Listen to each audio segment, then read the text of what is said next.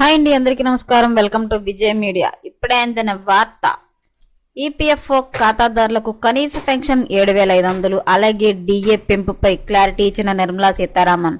Latest update రావడం జరిగింది. So దానికి సంబంధించిన పూర్తి వివరం చెప్పడం కోసం అయితే నేను ఈ వీడియో చేస్తున్నాను. వీడియోని ఎక్కడ స్కిప్ చేయకుండా పూర్తిగా చూడండి, అప్పుడే నేను చెప్పే సమాచారం మీకు బాగా అర్థమవుతుంది. అలాగే వీడియో నచ్చితే వీడియోకి లైక్ ఇచ్చి నన్ను సపోర్ట్ చేయండి. కొత్తగా ఎవరైనా ఛానల్ చూస్తున్నట్లయితే కనుక తప్పకుండా సబ్స్క్రైబ్ చేసుకోండి. అప్పుడే నేను పెట్టే మరిన్ని లేటెస్ట్ అప్డేట్ల నోటిఫికేషన్కి అయితే వస్తాయి. అలాగే వీడియోని లైక్ చేయడం వల్ల వీడియో కొంతమందికి రీచ్ అయ్యి ఇన్ఫర్మేషన్ మరి కొంతమందికి అయితే రీచ్ అవుతుంది.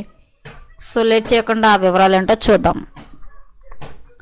గౌరవంగా జీవితాన్ని వెల్లదీసేందుకు కనీసం నెలకు 7,500 పెన్షన్ ఇవ్వాలని ఆర్థిక మంత్రి నిర్మలా సీతారామన్కు ఈపీఎఫ్ 95 పెన్షన్ల ప్రతినిధి బృందం విజ్ఞప్తి చేసింది.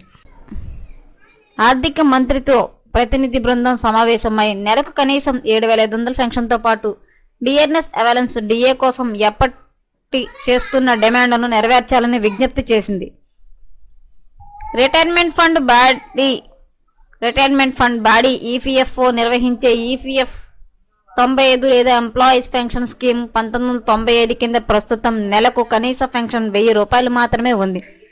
తాజా భేటీపై ఈపీఎఫ్ 95 నేషనల్ ఎడ్యుకేషన్ కమిటీ ఒక ప్రకటన విడుదల చేస్తూ డిమాండ్లను సమీక్షించి సానుకూలంగా పరిష్కరించనున్నట్లు ఆర్థిక మంత్రి హామీ ఇచ్చినట్లు తెలిపింది. దేశవ్యాప్తంగా కేంద్ర రాష్ట్ర ప్రభుత్వ రంగ సంస్థలు, ప్రైవేట్ సంస్థలు, ఫ్యాక్టరీల్లో పనిచేసిన 78 లక్షలకు పైగా పెన్షనర్ల పరిస్థితిని ఆర్థిక మంత్రికి వివరించినట్లు EPS 95 national education committee national president commander Ashok Rath తెలిపారు.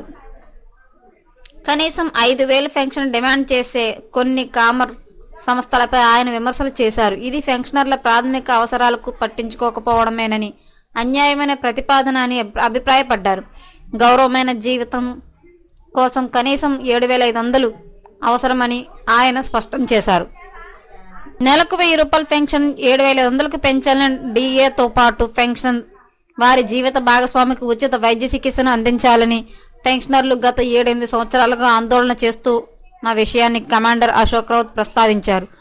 ఆర్థిక మంత్రి నిర్మలా సీతారామన్ పెన్షనర్ల డిమాండ్లను పూర్తి మానవతా దృక్పథంతో పరిగణిస్తామని చెప్పారు. ఈ హామీ మాకు ఆశ కలిగిస్తోంది, కానీ ప్రభుత్వం సంకల్పపూర్వకంగా రాబోయే బడ్జెట్లో కనీసం 7,500 పెన్షన్ డిఏతో ప్రకటించాలని అన్నారు. పెన్షనర్లకైతే కనీస పెన్షన్ 7,500 ఇవ్వాలని చెప్పైతే డిమాండ్ చేస్తున్నారు. అలాగే డిఏ అవేర్నెస్ పెంచాలని కూడా వారు డిమాండ్ చేశారు.